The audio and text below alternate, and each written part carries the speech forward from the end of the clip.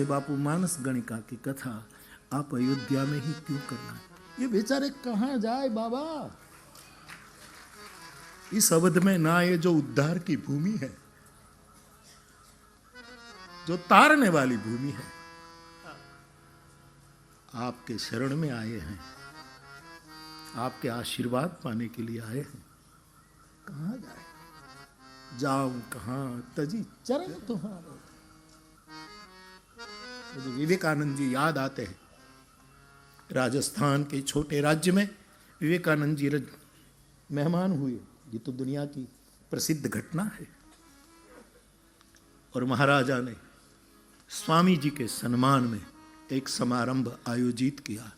उसमें एक नृत्यांगना को नृत्य करने के लिए बुलाई। एक प्रथा थी। पहले तो स्वामी जी ने कहा कि भाई मेरा सम्मान आप और तरीके से भी तो कर सकते थे, लेकिन ये मैं सन्यासी हूं। एक क्षण तो वो झिझके, तो कमरे से बाहर नहीं आए। आपका सम्मान कबूल है, लेकिन मैं अंदर बैठा हूं। और ये बात उस नृत्यांगना को कान पर गई कि जिसके लिए मैं शरण आने के लिए, नृत्य के द्वारा शरणागति लेने के लिए आई हूं, और वो महापुरुष बाहर नहीं आते। महाराजा को कहा जबरदस्ती मत करना, साधु साधु होता है, उसके ऊपर कोई नहीं। भगवान भी कहते हैं मोते संत अधिक करी लेखे, उस पर दबाव न डाला जाए। लेकिन उसी समय उस नृत्यांगना, इस गणिका ने जो पद गाया था वो ये था। दरबारी राग था, दरबार भरा था, सारंगी बज रही थी, हारमोनियम पर अंगुलियां नर्तन हो रही थी, और नक्शीज सज धज करके एक बहन आती है और उसने ये पद शुरू किया। स्वामी जी अंदर सुन रहे।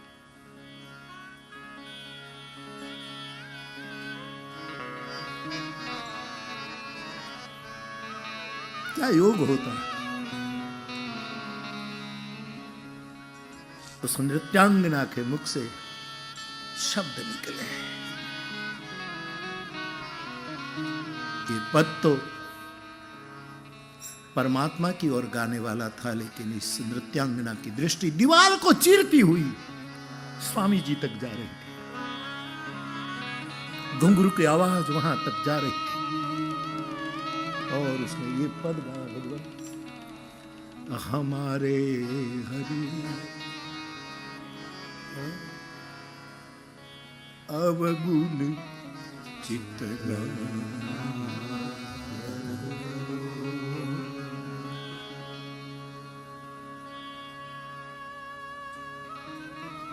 आदि काल से जो एक घटना समाज किसी भी कारण हो, कारणों में हमें नहीं जाना है, उसका भगवान करे यहां प्रायश्चित हो जाए।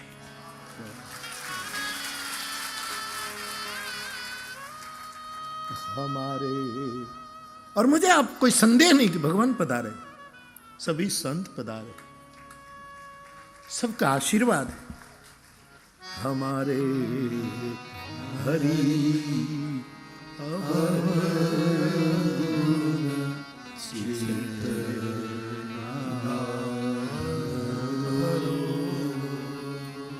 मुझे कभी कभी होता है कि ये पद में मंच पर आकर इन लोगों की तरह आपके सामने गाऊं।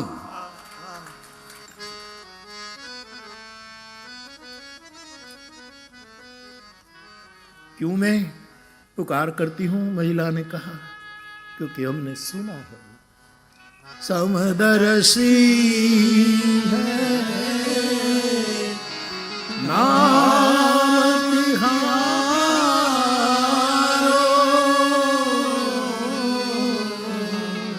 समदर्शी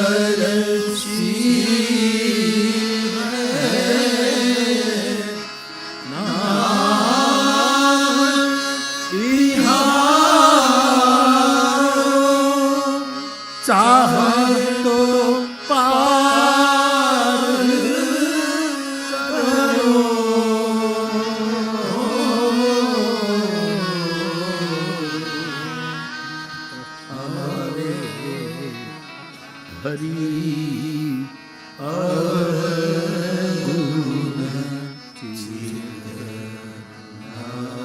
मजबूरी हो, कोई भी कारण हो, लेकिन ये लोग तो गात्र बेचते हैं, गोत्र बेच रहे हैं, उनका क्या?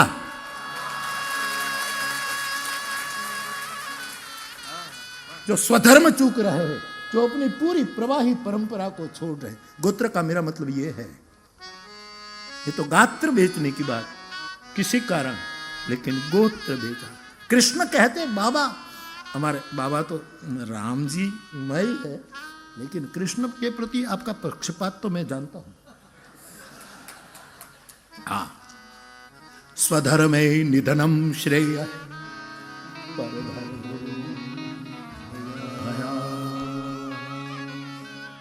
गात्र की छोड़िए, ये भी ठीक नहीं, लेकिन मजबूरियां जो भी हो समाज का, कोई उकेल नहीं है, सदियों से चला ये आदिकाल से।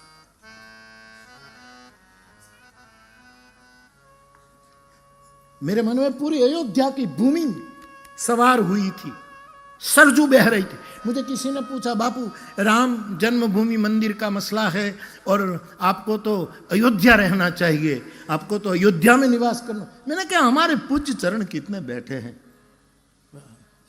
मौका मिलता है तो कथा लेकर जाता हूं। अब तो जुर्माना लगा दिया, कुछ रहम करो, कुछ रहम करो, रहम करो।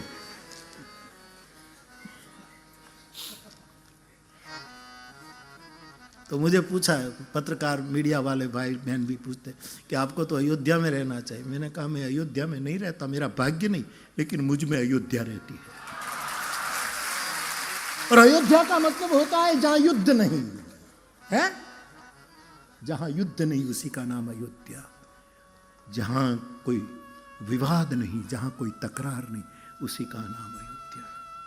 मेरे हृदय में आप संतों की कृपा से और गुरु की कृपा से संवाद की अयोध्या निवास कर रहे, स्वीकार की अयोध्या निवास कर रहे।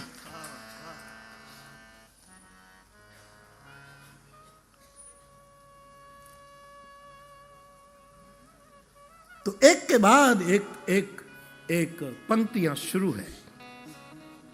पूरा राजभवन इस बेटी के नृत्य से कोना कोना भर गया। क्या हृदय से गाया, हमारे हरि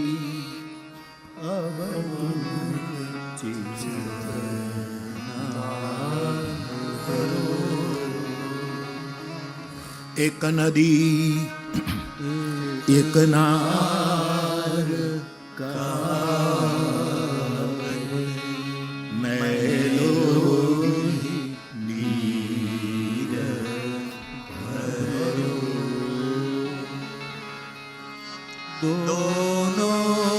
मिल कर एक बरन है, दोनों मिल कर एक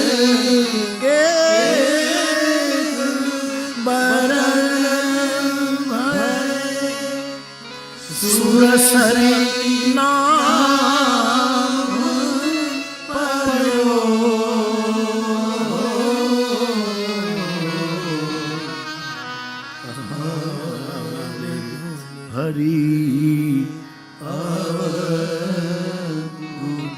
पहला अंतरा, दूसरा अंतरा पूरा हुआ और धड़ाम विवेकानंद जी ने दरवाजा खोलकर बाहर आ गए।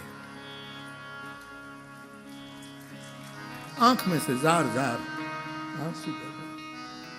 बेटी मुझे क्षमा करना, एक सन्यासी को तूने जागरूक कर दिया। मैं विशेष जागरूक, एक तो मेरे गुरु ने जागरूक किया और दूसरा तूने मुझ में, मैं वेदांत का आदमी, मुझ में ये भेद क्यों आया, मुझ में द्वैत को आया। मानस के उपासकों के लिए तो श्री राममय सब जग जान, भेद को, विषमता को कहीं जगह नहीं रहने। मैं वेदांत और अद्वैत का आदमी, मेरे में ये भेद कहां आया, मेरे से चूक हो गई। तो बेटी, और फिर तो क्या गाया है साहब, सूरदास सगरो। एक सूरदास के पद में एक क्रांति घट गई। तो गोस्वामी जी जब कहते हैं नाम के प्रताप से किसका उद्धार नहीं हुआ है।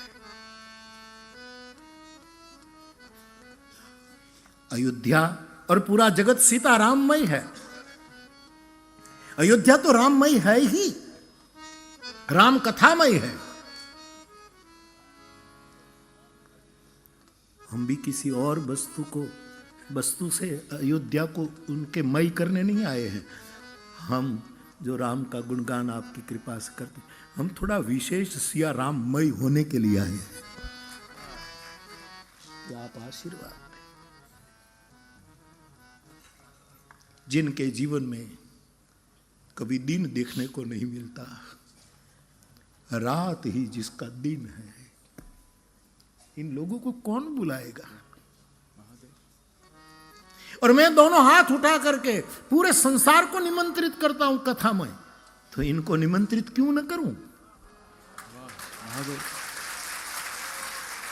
जो मरीज अत्यंत बीमार है वो यदि वैद्य के पास न जा सके तो वैद्य का कर्तव्य है उनके पास जाकर कुछ मीठे बोल तो बोले। इसलिए मैं गया था कि आओ भगवत गुणगान गाओ, उद्धार तो राम करे, हम तो केवल गायन करें, उद्धार तो प्रभु करे।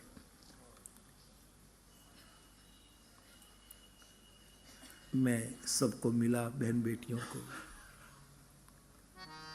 एक भाई फोटो खींचने लगे तो एक माता जी ने मुंह छिपाया था, उसने कहा कि बापू बोलो ना कि हमारे फोटो न खींचे। मैंने कहा भूल की है तुमने, डिलीट करो, निकाल दो, खबरदार, पूछना चाहिए। फिर जो उसने जो व्यक्त किया, एक वाक्य कहा, मेरे साथ जो थे सब जानते। उसने कहा बापू हमें आपका डर नहीं लगता, आपके साथ जो आए हैं ना उसी का डर लग रहा है। रो पड़ी। मेरे साथ जो थे साक्षी थे। मैंने कहा आप मेरी बहन बेटियां हैं, आप, मुझे अयोध्या पर भरोसा है, ये मेरे ठाकुर की भूमि है, ये उद्धार की भूमि है, ये तारने वाली भूमि है। भगवान राम केवल पतित पावन नहीं है साहब, पतित पावन तो है ही, पाई न कही गति पतित, ये तो है ही, लेकिन भगवान राम चरित पावन भी है। निज गिरा पावन करण कारण राम जस तुलसी का, रघुवीर चरित अपार। ये चरित पावन है, पतित पावन तो है ही, लेकिन चरित पावन भी है। और मुझे कहने दो, मेरा राम, हमारा प्रभु, हमारा परमात्मा, परमात्माओं का परमात्मा, आदि अंत को जासु न पावा। मैं राम जन्मभूमि का दर्शन करने गया। हमारे एक पुलिस ऑफिसर साहब हमारे साथ थे। जब हम निकले तो मुझे पूछे बापू भगवान राम को आप कितनी साल मानते हैं, कि कितनी साल हुई, 5000 7000? मैंने कहा भगवान ऐतिहासिक, राम ऐतिहासिक होते ना तो सालों में गिनो, राम आध्यात्मिक है, वो शाश्वत होते हैं, इसकी सालों में गिनती कौन करे। हमारे गोस्वामी जी ने तो कह दिया, आदि अंत को जासु न पावा, मति अनुमान। राम केवल ऐतिहासिक पुरुष थोड़े, राम परम पुरुष, आध्यात्मिक पुरुष है। उसको कैसे सांख्य में कैसे बांधे, कौन बांध सकता।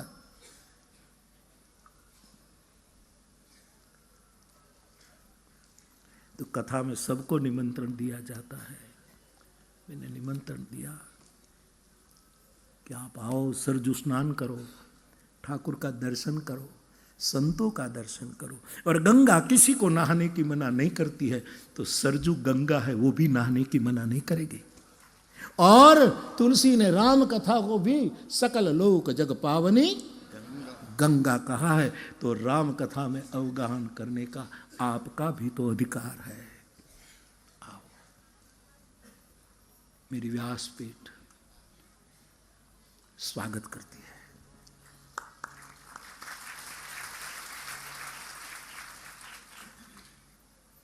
तो ये कथा संतों के आशीर्वाद से, भगवत प्रेरणा से। और मैं समझता हूं कि ये आदमी का काम नहीं। कई लोग मुझे कहते बापू आपने बड़ा साहसिक कदम उठाया।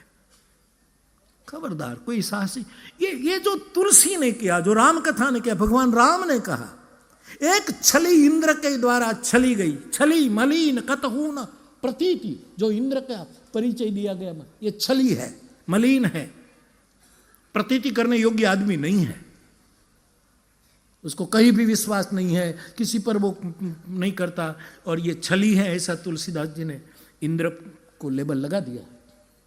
उसने एक हमारे महात्मा के आश्रम में जाकर एक अहल्या को छला,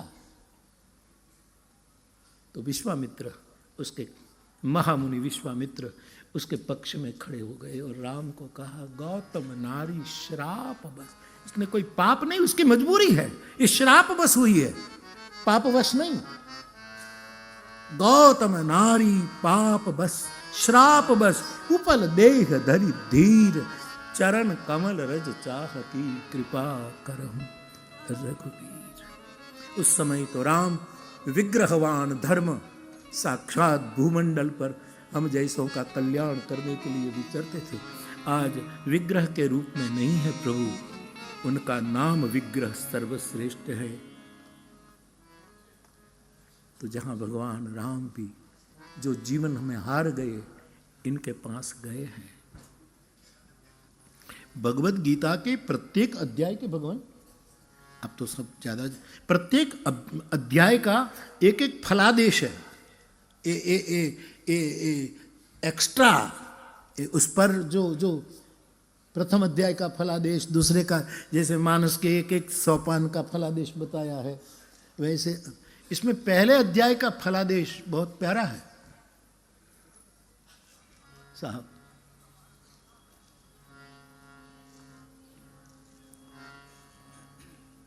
कहलाने वाला एक उच्च आदमी, बिल्कुल दुराचारी था और जंगल में लूटता था, ऐसा करता था, बकरियों को मारता था, छोटी छोटी बकरियों की हत्या करता था। फिर उसमें लिखा है कि उसकी दुर्गति हुई।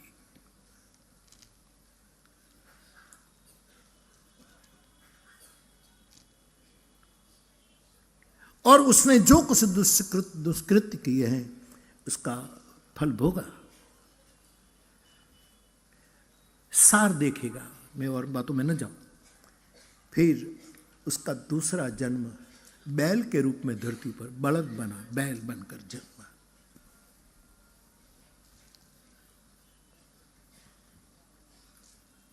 एक आदमी पैर से अपंग था, आज दिव्यांग, लंगड़ा था, उसके पास वो बेचा गया बैल, वो पूर्व जन्म वाला आदमी बेचा गया।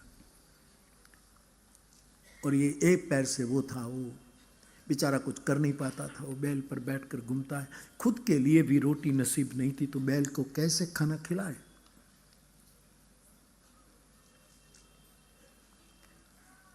एक दिन क्षुधातुर बैल अति कृशकाय, दुर्बलतावश, परिस्थितिवश गिर पड़ा। अगल बगल के लोग इकट्ठे हो गए।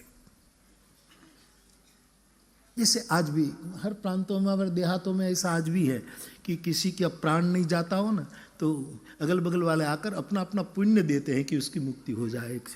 गुजरात में ऐसा बहुत है कि भाई हम एकादशी के व्रत का पुण्य देते हैं, हम सावन महीने का पुण्य देते हैं, उसकी गति हो जाए, ये बेचारा दुखी ना हो, जल्दी मुक्त हो जाए। ये बैल बहुत पीड़ित था। अगल बगल के सब लोग आ गए। कोई कहते हैं हमने इतने जप किए, उसका पुण्य तुम्हें देता हूँ, बैल तेरी पीड़ा से मुक्ति हो जाए, पीड़ा से मुक्ति हो जाए। ये सब चला।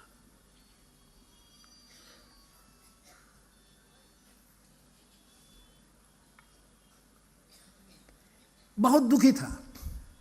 उसी भीड़ में एक गणिका पहुंचती है कि भैया क्या है क्या?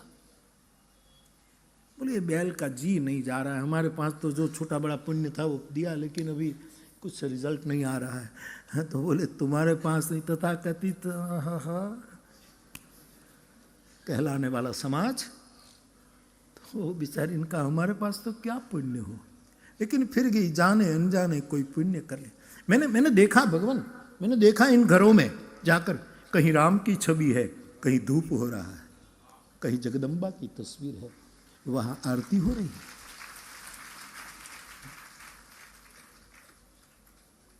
हमारे मंदिरों में, यानी गृहस्थों के मंदिरों में जो संपन्न है वो मंदिर तो बनाते हैं, लेकिन पूजा तो दूसरा करता है, खुद तो कितनी करता है भगवान जाने।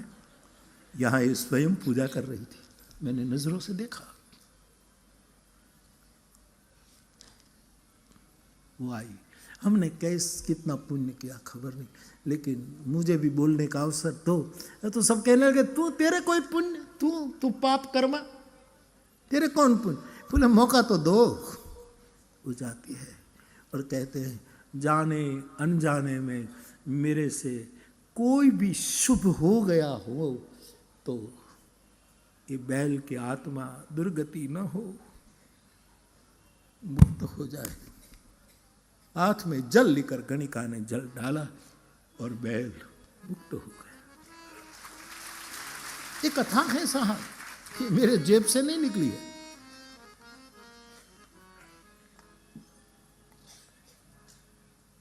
मुक्त हो गया। फिर वो दूसरे जन्म में एक उच्च कोल में फिर वो जन्म लेता है।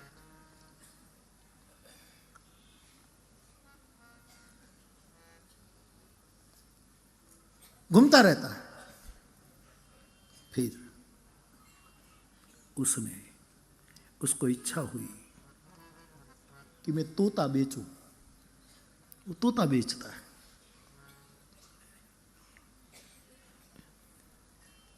वो ही गणिका, इसका तो दूसरा जन्म हो गया, वो बूढ़ी और करीब होने को हो गई और वो तोता खरीदती है।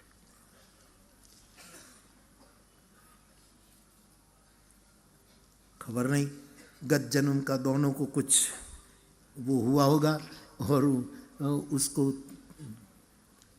तो बोले माता जी तू तो, मैं जब बैल था तूने पुण्य अर्पण किया था, मेरी मुक्ति हुई, तू फिर। हाँ बोले हाँ मैंने भी पहचान लिया, ओ तुम हो, अच्छा अच्छा। तो मैं तोता खरीदना चाहती हूँ। तो बोले मुफ्त दे दूं। बोले नहीं मुफ्त नहीं। उसने तोता खरीदा और ये बार बार फिर तो कई महापुरुष उनके पास गए, पूछते रहे कि तेरा पुण्य क्या था कि तूने ये सब किया, तेरे में क्या पुण्य था। तब उसने कहा कि मैं तो कुछ पुण्य नहीं करती, तोते को पूछो कि मेरे कोई पुण्य हो। तो मैंने तो ऐसे ही खेल खेल में उसको खरीदा है, लेकिन तोते को पूछो कोई। तो तोते ने कहा मैं एक मुनि के आश्रम में पिंजड़े में था और मुनि के आश्रम में भगवत गीता के पहले अध्याय का रोज स्वाध्याय होता था। वो सुन सुनकर भगवत गीता का प्रथम अध्याय मुझे कंठस्थ हो चुका है और आदतवश मैं इस माता जी के घर में सुबह से शाम तक भगवत गीता का पाठ करता हूं। उस बहन ने कहा महापुरुष ये भगवत गीता का पाठ मैं सुनती रहूं ने, यही मेरा पुण्य था।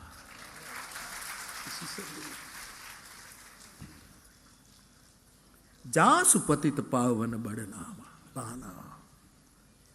तो मेरे कहने का मतलब गंगा जैसे मना नहीं कर सकती, सरजू मैया जैसे मना। तो भगवान की कथा गंगा है, भगवान की कथा भक्ति है। राम भगति जहाँ सुर शरीरा, पूछे रघुपति कथा प्रसंगा, सकल लोक जग पावनी गंगा। मेरे श्रोता सब जानते कि मैं दोनों हाथ ऊपर करके पूरी दुनिया को निमंत्रित करता हूं। कथा प्रवचन नहीं है। ओशो ने कभी कहा था, कथा मेरा प्रवचन नहीं है, मैं जो कहता हूं प्रवचन नहीं है, पूरी दुनिया को मेरा निमंत्रण है। आओ, कुछ थोड़ा भी सुन लोगे, धन्यता हो जाएगी। सकल लोक जग पावनी,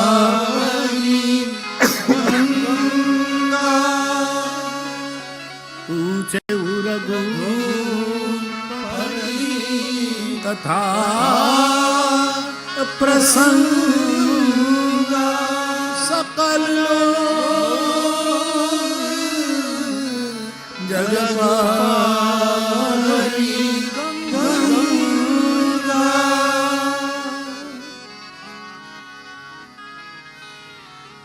मैं कुछ दिन पहले आता तो मैं आश्रम जाकर निमंत्रण देता, लेकिन मैंने शिव बाबू को कहा कि पहले अयोध्या में जाकर पूज्य बाबा जी से लेकर सभी संतों को द्वार द्वार जाकर निमंत्रण दे दो।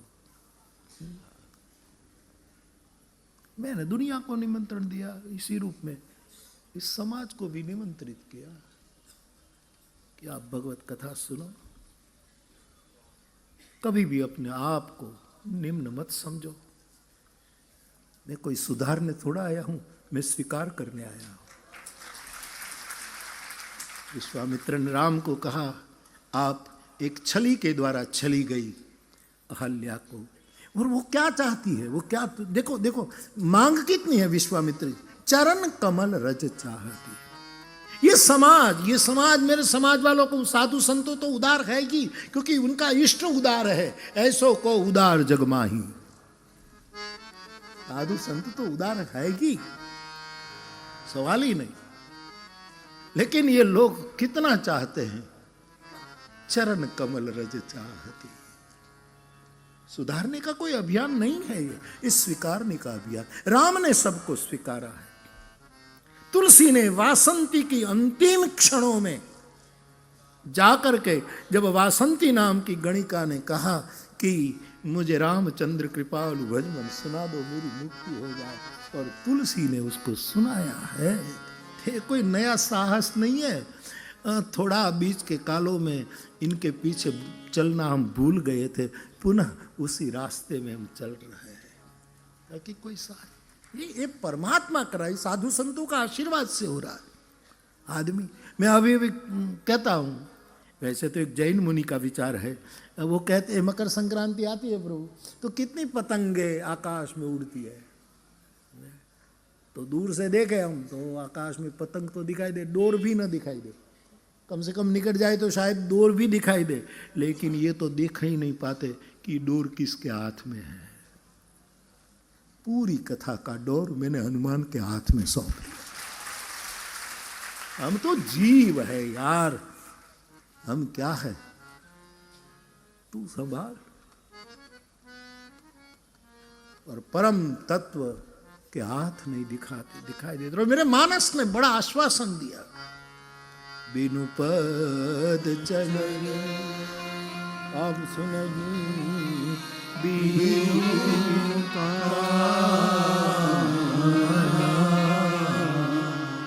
कर बिनु कर करे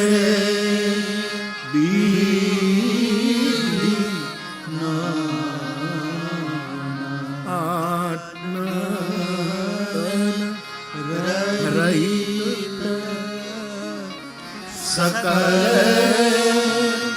रस भोगी बिनु बानी भक्ता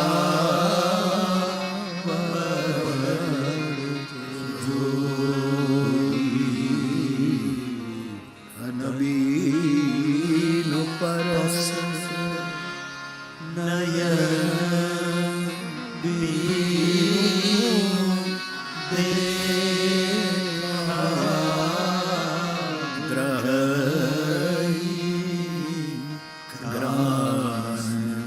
बीनु बास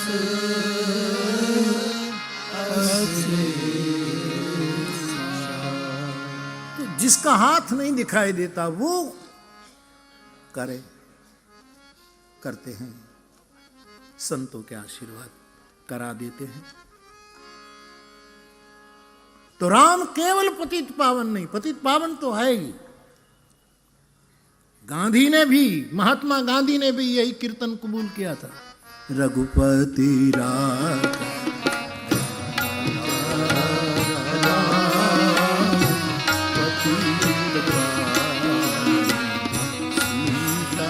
और तुलसी तो बार बार कहते हैं, जासु पतित पावन बढ़ गावही कभी श्रुति संत पुराण, पाई ने कही गति पतित। तो केवल राम पतित पावन नहीं है। महात्मा लोग संत तो जानते हैं, इनके आशीर्वाद से हम गा रहे हैं, लेकिन आपके लिए कहूं कि राम केवल पतित पावन नहीं, राम चरित पावन भी है। चरितम रघुनाथस्य शतकोटि प्रविस्तरम कैकमक्षरम पुंसा महापातक। एक एक अक्षर पाप का नाश करे, तो राम के लिए पतित को पावन करना है, चुटकी बजाना है। एक एक अक्षर पवित्र कर देता है। चरितम रघुनाथस्य शतकोटि प्रविस्तरम, राम रक्षा स्तोत्र महामुनि विश्वामित्र जी कहते हैं। तो राम पतित पावन है, राम चरित पावन है। और जय वसावड़ा ने एक शब्द दिया, राम ललित पावन है। हाँ यस, राम ललित पावन। ये कनक भवन में ठाकुर जी को आप श्रृंगार करते हैं, और हर मंदिर में, यहाँ अयोध्या के जितने जितने ठाकुर जी जहाँ जहाँ विराजमान है वो श्रृंगार, ये जो उनके सामने संकीर्तन रागों में होता है, ये प्रभु ललित पावन भी है, ललित पावन। और मुझे कहने दो, मेरा राम दलित पावन भी है। ये दलित पावन है, ये चौथा सूत्र। और पांचवा, मेरा राघव, मेरा परमात्मा, परमात्माओं का परमात्मा राम वंचित पावन भी है। जो वंचित है, जो तिरस्कृत है, जिसके सामने निगाहें कुछ और आदमी की हो जाती है, वंचितों को पावन। कोई ठेका नहीं लिया, राम स्वयं करे। हाँ, ये राम कर सकते। तो मेरे भाई बहन, ऐसे राम की कथा जहां मानस का जन्म हुआ, ये संवाद की कथा है। संवाद के अतिरिक्त कुछ नहीं। हम सब संवाद करें, आशीर्वाद प्रदान करें। ये सेतु बंध है।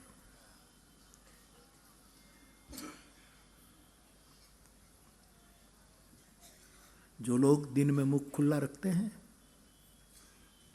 वो दिन में जो मुख छिपाते हैं ना, उनके पास रोज जाते हैं।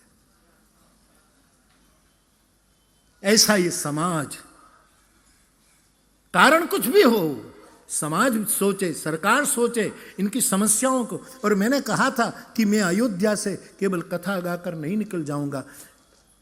दुनिया में मेरे कोई फॉलोअर्स तो नहीं है, शिष्य तो नहीं है, मैं किसी का गुरु नहीं, मैं एकमात्र मेरे सद्गुरु भगवान का। और मैं तो एक इंसान की तरह राम कथा गाता हूँ, लेकिन राम कथा के सुनने वाले बहुत बड़ी संख्या में दुनिया में है।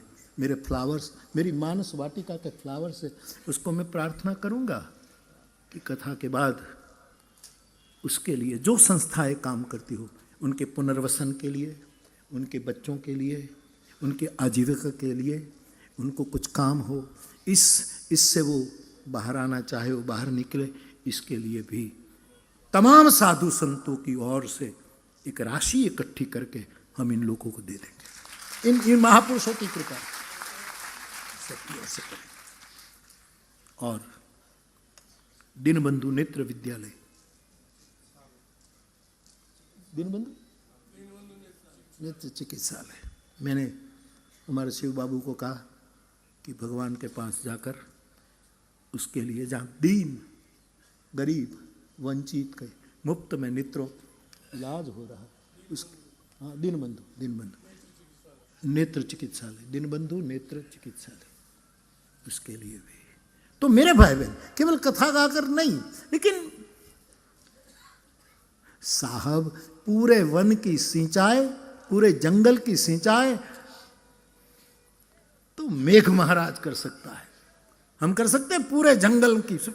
ये तो जा रहे